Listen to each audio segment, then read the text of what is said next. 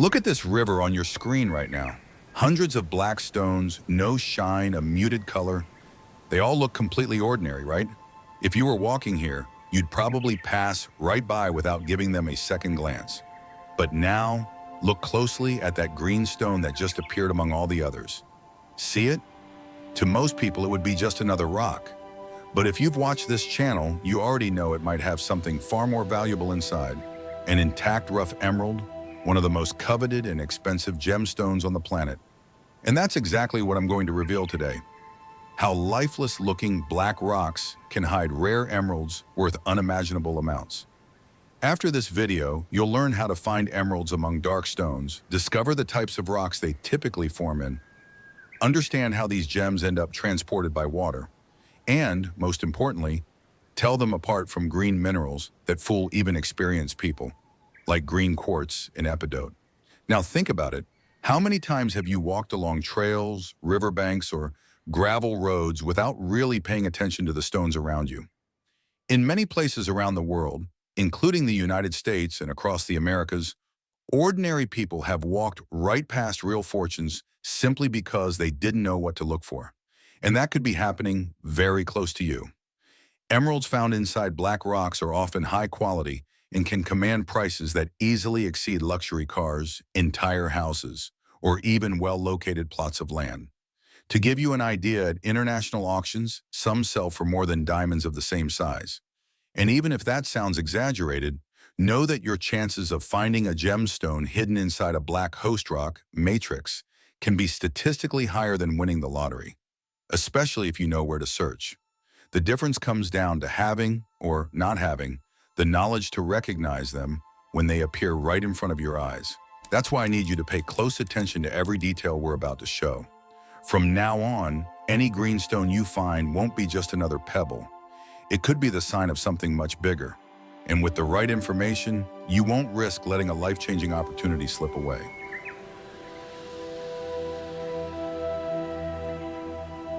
When we think about emeralds, most people picture them loose in river gravels or already faceted in jewelry. But some of the most valuable crystals are still locked inside the very rocks where they formed. And among those host rocks, dark-colored matrices, especially black schists, amphibolites, and altered metabasalts, play a key role in the story of emerald formation. These black rocks might look dull and lifeless at first sight, but geologically, they provide the right chemical ingredients and the perfect contrast for emeralds to appear. What makes them so important is their association with chromium and vanadium sources. Without these elements, beryl remains colorless or takes on other hues. But in contact zones where granitic pegmatites rich in beryllium cut across black metamorphic or ultramafic rocks, fluids carry chromium and vanadium into the system. The result is the crystallization of emerald right inside the fractures and veins of the dark host rock. For a gem hunter, this means that when you see a massive block of black schist or amphibolite cut by lighter-colored veins of quartz or calcite, you should slow down and take a closer look. These veins are mineral highways, channels where hydrothermal fluids once moved. And it's along these fractures that emeralds often form. Unlike pebbles in a riverbed, emeralds in situ can appear as tiny green prisms, partly exposed on the rock's surface, or as hidden zones that only show faint green spots at first glance. The structural geology of the area matters as much as the chemistry. Emerald-bearing black rocks are rarely isolated. They usually appear in shear zones, contact metamorphic belts, and faulted regions where fluids circulated over long periods of time. In the field, you should pay special attention to rock outcrops showing evidence of deformation, twisted foliation, stretched quartz veins, or brecciated zones. These structures tell the story of pressure, heat, and fluid flow, the exact ingredients needed for emerald growth. Minerals associated with black host rocks also provide strong clues. Biotite and phlogopite micas, often abundant in schists, signal the right metamorphic environment. Black tourmaline, schorl, cubic pyrite crystals, and sometimes magnetite appear in the same systems where emeralds grow. These companions don't guarantee emeralds, but their presence increases the odds. For prospectors, spotting these minerals means the conditions were once favorable for emerald formation. Globally, several famous emerald deposits highlight the role of dark host rocks. In Colombia, world-renowned for top-quality emeralds, the gems occur in black carbonaceous shales cut by white calcite veins. In Brazil's Goiás and Bahia regions, emeralds are found in mica-rich schists intruded by pegmatites. In Zambia, emeralds occur in contact zones between dark ultramafic rocks and pegmatitic intrusions. And in the United States, especially near Hiddenite in North Carolina, emeralds appear in black schists and gneisses associated with granitic veins. These examples show that black rocks are not just background, they are essential parts of emerald geology. Another aspect rarely discussed is the size and orientation of veins within these rocks. Narrow, well-defined quartz or calcite veins can host emerald crystals aligned along the fracture walls, while broader zones of hydrothermal breccia may contain scattered, irregular crystals. Observing vein thickness, direction, and mineral filling can give you practical hints about whether a site has real potential or not. Fieldwork also teaches that emeralds in black rocks often coexist with secondary alteration minerals. Green staining from chlorite, rust-colored surfaces from iron oxides, and thin coatings of kaolinite can all disguise or partially cover emerald crystals. That's why trained gem hunters don't rely on fresh-looking crystals alone. They learn to recognize subtle surface colors, textures, and geological context before deciding to investigate further. From a prospecting standpoint, the advantage of focusing on black rocks is that they are easier to map and identify compared to loose gravels. Outcrops of schist, amphibolite, or altered basalt stand out in road cuts, quarry walls, and natural exposures. Unlike river gravels, which are constantly reworked and scattered, black host rocks preserve the geological context that tells you exactly how emeralds formed and where to expect them. Another often overlooked clue is the relationship between black host rocks and granitic intrusions. If you find a dark schist belt with evidence of nearby pegmatites, especially veins carrying quartz, feldspar, and tourmaline, the conditions for emerald formation were present. Mapping these contacts is one of the most effective strategies used by professional prospectors. Before we start, we need to understand what we're really looking for. An emerald is nothing more than the green variety of beryl, a mineral that comes in several colors: blue when it's called aquamarine, pink when it's morganite, or colorless when it's goshenite.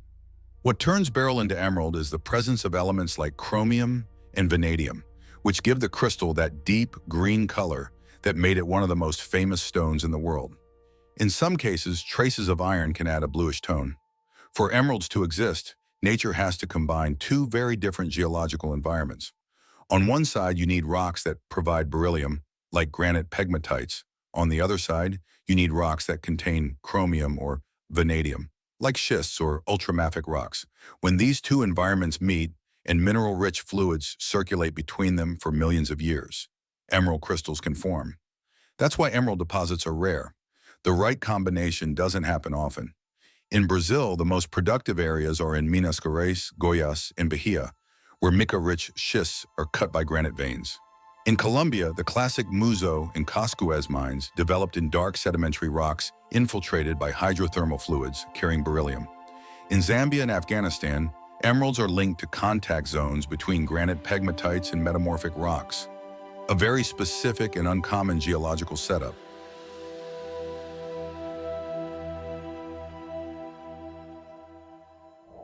But what about the United States? While the country isn't as famous for emeralds as Brazil or Colombia, there are still important occurrences. The best-known example is in North Carolina, especially in the Hiddenite region, where gem-quality emeralds have been found in pegmatites associated with schists and gneisses. Other occurrences exist in states like Connecticut, Maine, and Montana, usually in beryl-rich pegmatites. In these environments, besides emeralds, other beryl varieties often appear: aquamarine, pink morganite, and golden heliodor, sometimes more frequently than emerald itself. This means that even outside the classic emerald mining regions of South America, it's absolutely possible to find valuable beryl in the United States. And it's not only in active mines. Small fragments can be transported by erosion and accumulate in secondary deposits, mixed with river gravels and alluvial sediments. In these cases, identifying them is a real challenge, since crystals may be covered by oxide crusts or weathered stains. The key is to check whether the green color remains intense even in the shade, whether fractures show a glassy luster, and whether typical associated minerals like quartz, feldspar, mica, and tourmaline are present nearby.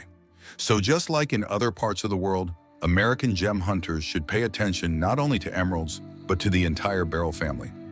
Finding a well-formed aquamarine in a pegmatite or even in river gravel can be just as exciting as finding an emerald. And in regions like Colorado, Maine, or California, where pegmatites are common, this is a very real possibility.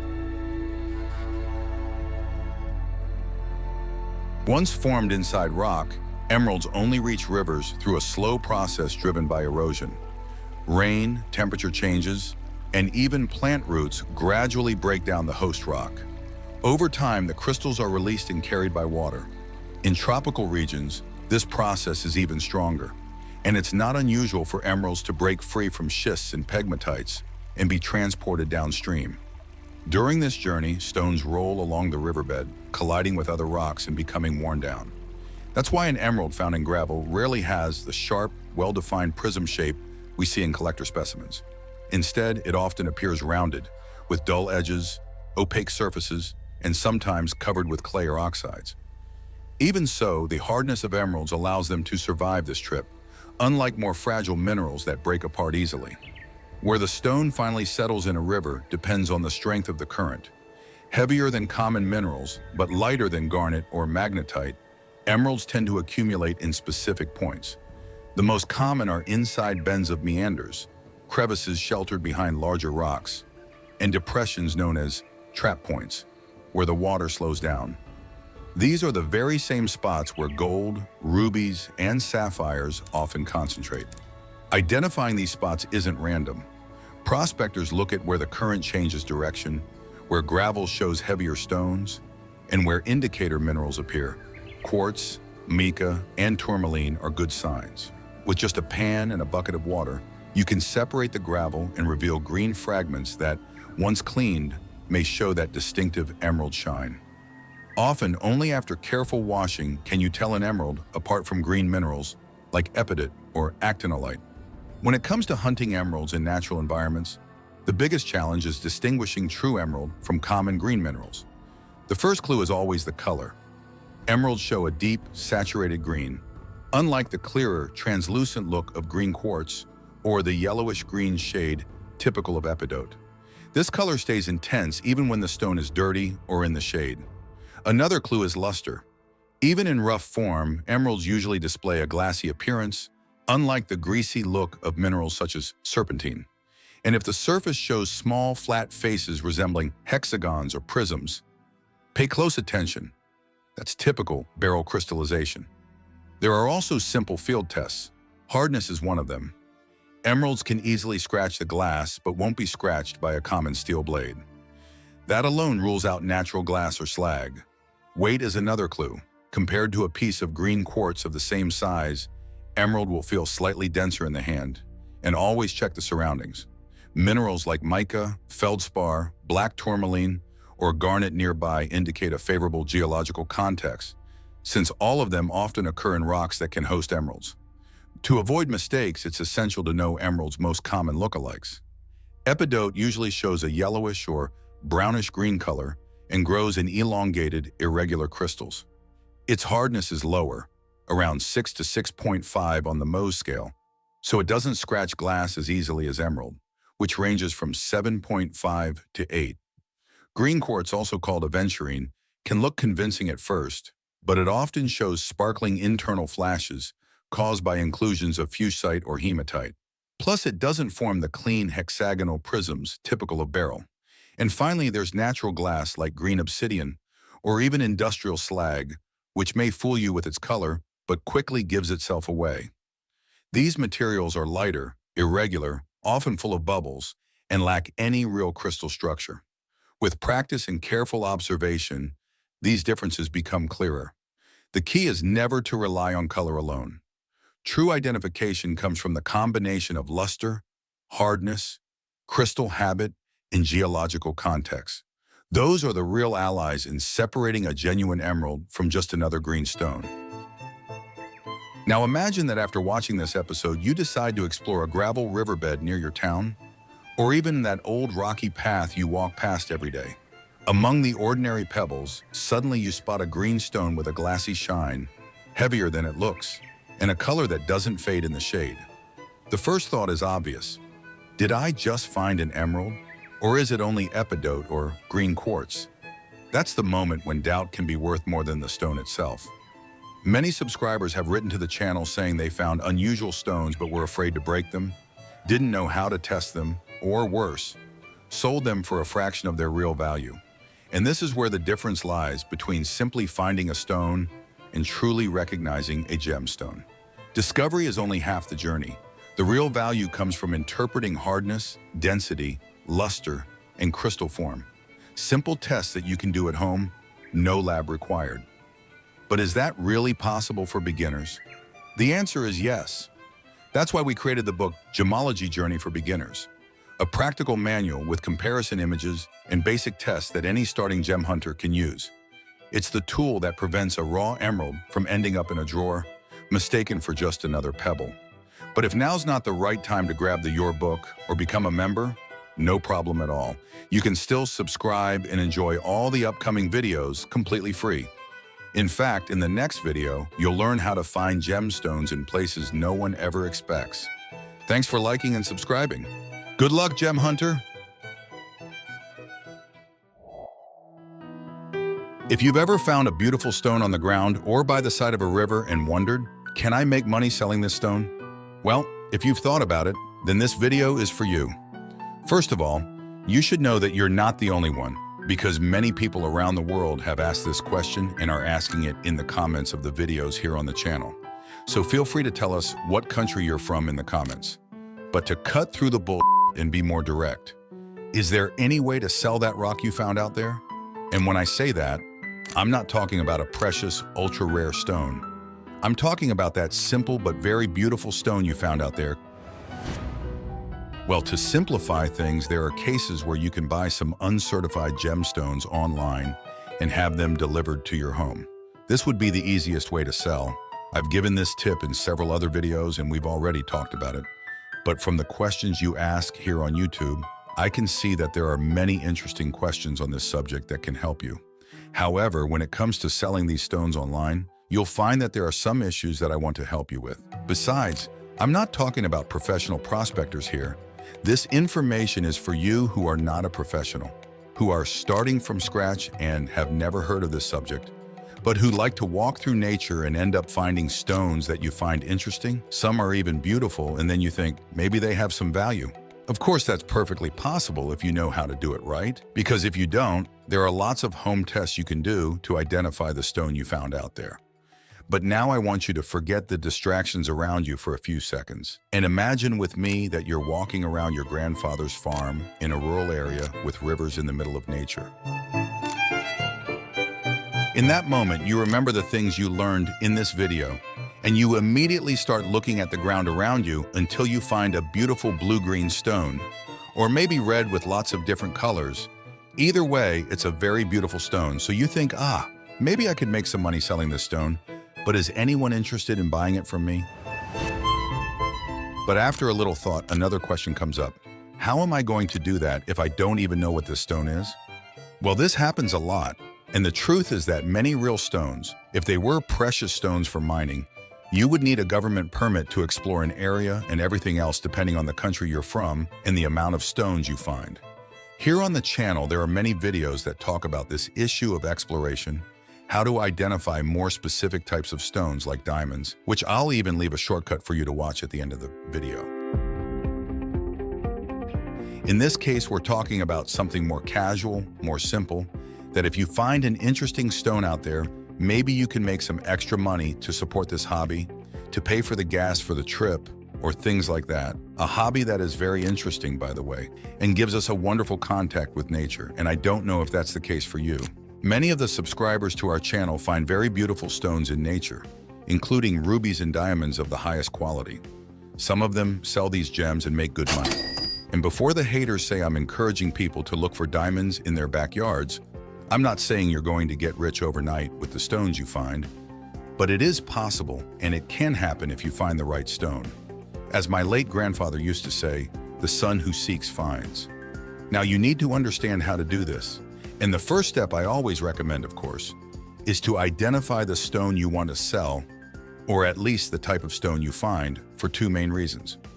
The first is so that you don't ask too high a price that is incompatible with selling that piece, because then you end up empty-handed without being able to sell anything.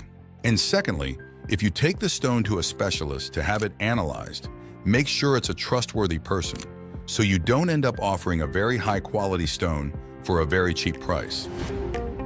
To do that, you must know the stones, and unfortunately, there's no way around it. That's why I always talk about our Gemology for Beginners book, which is always available at the link in the video description.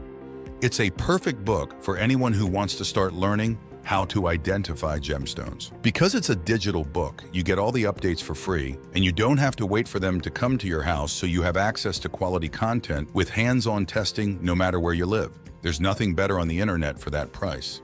But in practice, most of these stones that we find in the ground without digging, practically or semi-rounded, will usually be from the quartz family. And I can guarantee this because there are a large number of stones in the quartz family. The appearance of each mineral is related to its chemical structure. For example, quartz crystals form hexagons with 6 sides, and they usually form a pyramid at the top. This shape is very common in nature and in different sizes. You can also find jasper, agate, chalcedony, petrified wood, quartzite of different colors, and they all belong to the giant quartz family, although they are very different stones with different market values. To sell these stones, you must learn to separate them. There are usually 2 basic uses for a stone. The first is a stone that will serve as a collection, which means it will serve or be beautiful in its raw state as you found it. Or if it's broken, that fragment of the stone, if it's beautiful on its own, doesn't need to be cut. The value is in the beauty of the piece or the rarity of it as it was found in nature. The second purpose of interest for sale is to make handicrafts or for cutting, where the jeweler will transform rough gemstones into more expensive jewelry, depending on the level of cutting. So you have to keep this in mind. Knowing that, you can have an idea that stones with a more vivid color, or those that are more crystalline, will be more interesting for making jewelry because they will look more beautiful. And stones that have that distinctive look that aren't worth breaking to cut will be more suitable for collecting. Of course, this is not all there is to it. There are other subtopics to talk about, but for now, knowing this much will help you a lot. You'll have to take these stones and sort out which stones you find would make good collector's stones and which stones would make good lapidary stones. You're also going to sort them by color: white stones, black stones, green stones, red stones. Sort by color, sort by type, even if you don't know the stone, because then it will be easier for you to identify it. We've made several videos here on the channel about identifying stones by color that will help you identify your stones. Once you've sorted them out, you need to take good pictures of your stones and advertise them on the sales channels. The one I recommend the most is Amazon, but you can also advertise on the Facebook Marketplace. Believe me, there's always someone interested in buying the stones you find in your area. What may be commonplace for you may be a rarity for people from other regions, from the United States. For example, this stone here is a jasper, which is found in many rivers around the world.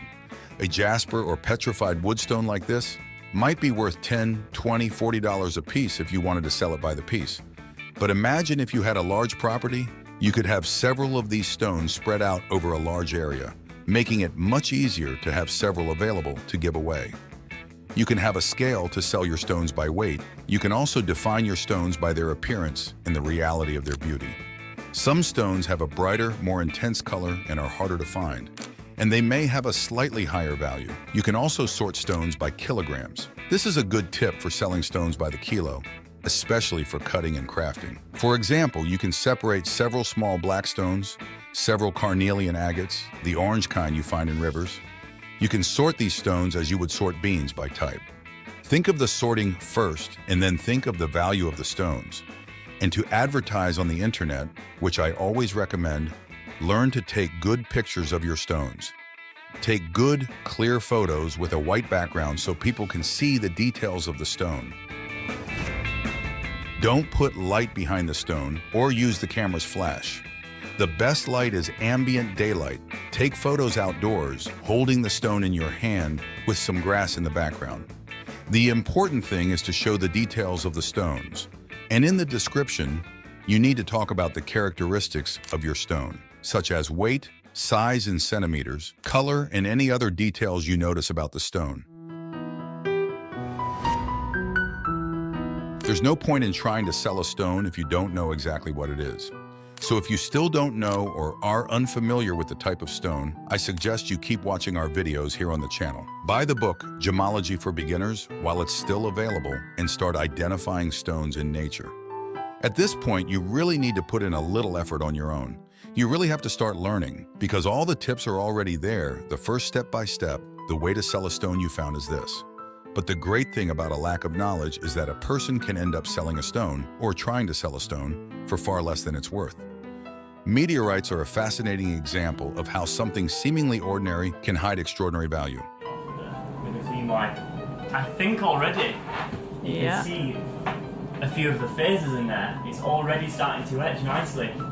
Often these space rocks go unnoticed because of their unattractive appearance and can be mistaken for ordinary terrestrial rocks. However, when properly identified, meteorites can be extremely valuable, not only for their scientific potential, but also for their commercial value.